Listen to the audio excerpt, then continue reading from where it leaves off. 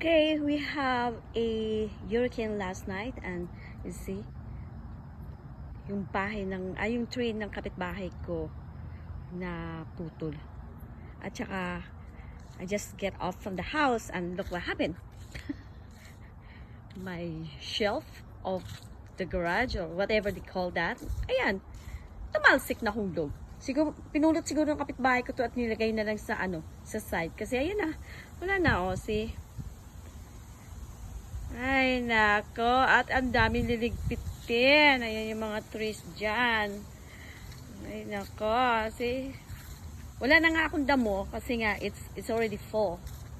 Dahil malamig na. Pero, ang dami naman, ang daming mga bushes na nagkanda. Putol-putol. So, I need to call the guys to pick this up. So, yun. Dami talaga. Siya. So, yan yung hurricane namin kagabi na ang lakas-lakas. Kahit si Pilo don't even want to go to sleep last night. He got scared. Yeah, he's calling me. See? Ayun na yun.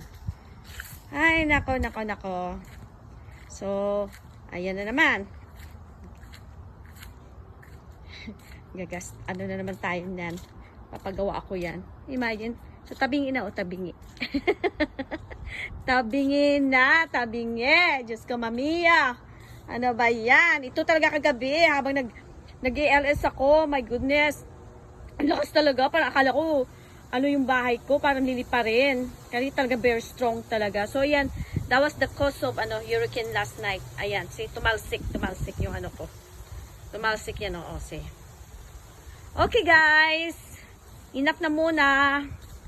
Yun lang muna. My vlog for today. Bye-bye, guys.